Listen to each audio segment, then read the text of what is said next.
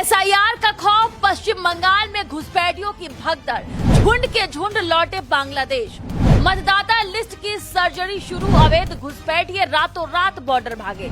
इस बार हिंदू नहीं भागे, एसआईआर का डर लगते ही भागे घुसपैठिए। ममता का वोट बैंक खतरे में, एसआईआर ने उड़ाई नींद, घुसपैठिए लाइन लगाकर लौटे। पश्चिम बंगाल वो जमीन जहां दशकों से राजनीतिक हिंसा, डर और सत्ता की चालें साथ साथ चलती रही है, लेकिन इस बार तस्वीर बिल्कुल बदल गई है। पश्चिम बंगाल में हिंदू नहीं बल्कि बांग्लादेशी घुसपैठिए डर के मारे धूम दबा के भाग रहे हैं। इस बार दौड़ लगी है उन लोगों की जो सालों से परछाइयों की तरह इस देश में छिप कर रह रहे थे।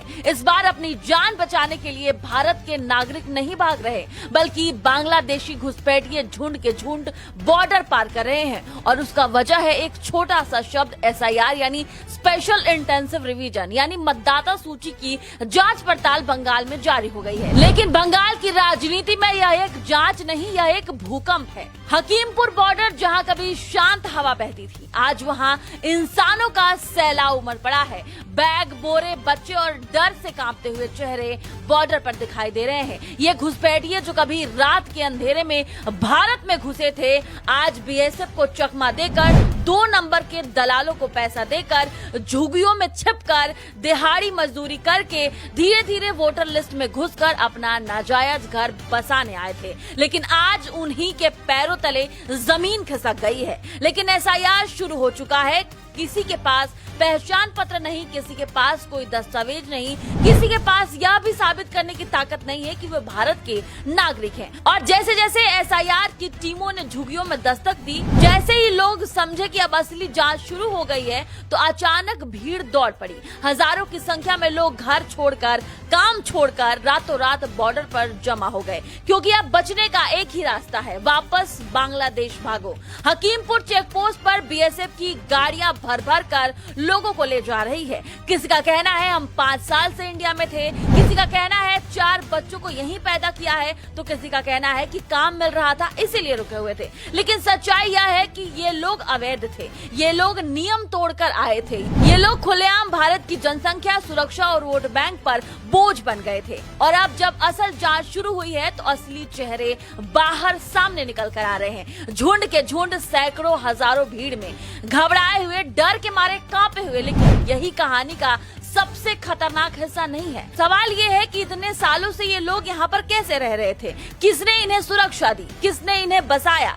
किसने इन्हें अपना वोट बैंक बनाया? और जब ये लोग आज वापस भाग रहे हैं, तो क्या किसी को याद आ रहा है कि मुर्शिदाबाद, मालदा, बर्दवान, वाशिरहाट, जहां हिंदू परिवारों पर अत्याचार हुए, जहां दंगे हुए, जहां घर जले, दुकानें जली, महिलाओं के साथ अपराध हुए, क्योंकि यही वो जिले हैं जहां अवैध घुसपैठिए सबसे ज्यादा थे और जहां प्रशासन की आंखें बंद रही, क्योंकि वोट बैंक मजबूत था। ममता बनर्जी का राज, इस पर सबसे बड़ा आरोप यही लगता है कि माइनॉरिटी एक्सपेरिमेंट, घुसपैठियों को खुली छूट और वोट बैंक की खेती करना। आज वही घुसपैठिए जब बॉर्डर पर भाग रहे हैं, तो सवाल ये भी लाजमी है कि अगर लाखों बांग्लादेशी ही नहीं रहेंगे, तो ममता दीदी का वोट बैंक कैसे बचेगा? और जब वोट बैंक नहीं बचेगा, तो तख्त और ताज कैसे बचेगा?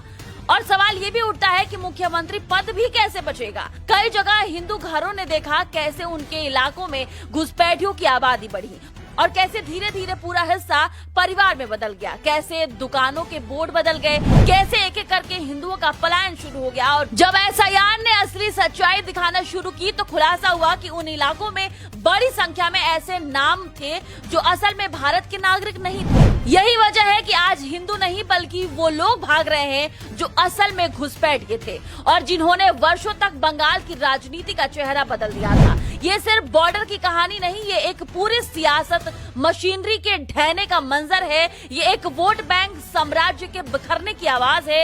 ये उन लोगों के भागने की दास्तां है जो इतने सालों तक आवाज ऊंची करके नहीं बल्कि चुपचाप परछाई बनकर इस देश की व्यवस्था को खा रहे थे। और अब जब सच की रोशनी पड़ी, तो परछाइयां पिघलने लगी और भागने लगी बांग्लादेश की तरफ। लेकिन याद रखिए, ये कहानी यहीं खत्म नहीं होती और एसआईआर की प्रक्रिया जारी है। अभी सैकड़ों नहीं हजारों नामों की जांच होगी। अभी बॉर्डर पर भीड़ कम नहीं हुई, आने वाले दिनों में और भी बढ़ सकती है। और असल सवाल अभी भी वही है कि क्या इस बार बंगाल की राजनीति सच में बदलने जा रही है? क्या इस बार वोट बैंक नहीं बल्कि सच्चाई जीतेगी? और सबसे बड़ा सवाल, इस बार हिंदुओं को अपने ही राज्य में अपनी पहचान बचाने के लिए भागना नहीं पड़ेगा, क्योंकि इस बार भाग रहे हैं वो लोग जो घुसपैठिए हैं।